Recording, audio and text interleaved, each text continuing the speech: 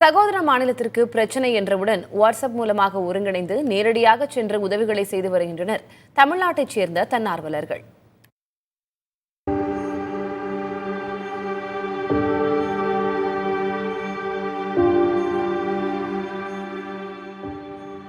ஒவ்வொரு ஆண்டும் கனமழையால் பாதிக்கப்படும் கடவுளின் தேசத்திற்கு களத்தில் இறங்கி முதல் ஆளாக குரல் கொடுத்து உதவுகிறது தமிழ்நாடு.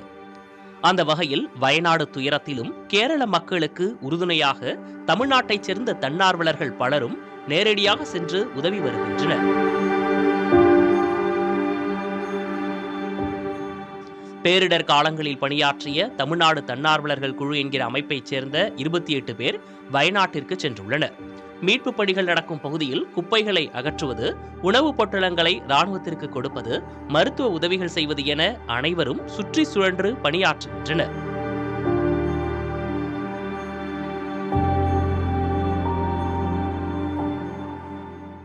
லாஸ்ட் ஒரு மனுஷனுக்கு இறந்ததுக்கு அப்புறம் இறுதி சடங்கு செய்ய முடியாத அளவுக்கு உடல் இங்க புதைஞ்சு கிடக்கு. இதெல்லாம் பார்க்கும்போது ஒரு மனிதனா எங்களால என்ன பண்ண முடியும்? ஒரு சக மனுஷியா நாங்க ஜாதி மதங்களை கடந்து ஸ்டேட் எல்லாம் கடந்து வந்ததுக்கு ஒரு ரீசன் எங்களால அவங்களுக்கு என்ன பண்ண முடியும் அப்படிங்கிறது மட்டும்தான். எங்களால முடிஞ்சதை பண்ணுவோம். அவங்களுக்கான திங்ஸ் எல்லாமே எடுத்துட்டு வந்திருக்கோம். 6 அறிவு மனுஷங்களை பத்தி தான் பேசிட்டு இருக்கோம். 5 அறிவு ஜீவன் அங்க ஒண்ணு துடிச்சிட்டு இருக்கு. இது எத்தனை பேருக்கு தெரியும் தெரியல. நாங்க லாஸ்ட்ல டெட் போகும்போது அங்க ஒரு வீட்டுல ஒரு நாய் வளர்த்திருப்பாங்க போல. அந்த குடும்பத்தை தேடிட்டு இருக்கு. என்ன கொடுத்தாலும் நான் ஊட்டி விட்டேன். ஒரு வாய் தான் பிஸ்கட் சாப்பிட்டுச்சு. அது அழுறத என்னால பார்க்கவே முடியல. அந்த அளவுக்கு யோசிச்சு பாருங்க எவ்வளவு பாசமா வளர்த்திருப்பாங்க. வயநாடுக்கு வந்த உடனே முதல்ல நம்ம முடிவு பண்ணது என்னன்னா 4 நாட்களாக மண்ணில் புதைந்து இருக்கக்கூடிய மனிதர்கள்ல யாராவது ஒருத்தர் நம்மளால காப்பாற்றப்பட்டு உசுறு வந்துட்டா நல்லா இருக்குமே அப்படின்றதுக்காக தான் இன்னைக்கு காலையிலிருந்து அவர்களை தேடக்கூடிய பணியில நம்ம ஈடுபட்டிருக்கோம். பட் பெருசா நம்மளால இப்போ வரைக்கும் பார்க்க முடியல. ஒரு குழந்தைய எங்க கண்ணு முன்னாடி வேற யாரோ ஒருத்தவங்க கண்டுபிடிச்சாங்க. அட்லீஸ்ட் யாரோ ஒருத்தவங்க ஒரு குழந்தையோட உசுறு கிடைச்சதுன்றது எங்களுக்கு சந்தோஷமா இருந்தது.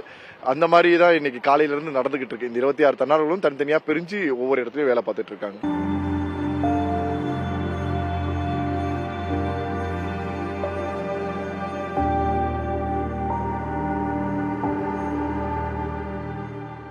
தமிழ்நாடு அரசின் சிறப்பு அதிகாரிகளின் வழிகாட்டுதலில் சிக்கலான நேரத்தில் தேவையான உதவிகளை செய்து வருகின்றனர் தமிழக தன்னார்வலர்கள். வாட்ஸ்அப் மற்றும் டெலகிராம் குழுவில் இணைந்திருக்கும் பலரின் தொடர்புகளோடு தமிழ்நாட்டிலிருந்து உணவு, உடை, மருந்து பொருட்களும் இந்த குழுவினருக்கு தொடர்ச்சியாக அனுப்பி வைக்கப்படுகிறது. இவர்களும் தேவைப்படுவோருக்கு நிவாரண உதவிகளை தடையில்லாமல் செய்து வருகிறார்கள். புதிய தலைமுறைக்காக ஒளிப்பதிவாளர் சிவராஜுடன் செய்தியாளர் பாலவெற்றிவேல், நவநீத கிருஷ்ணன்.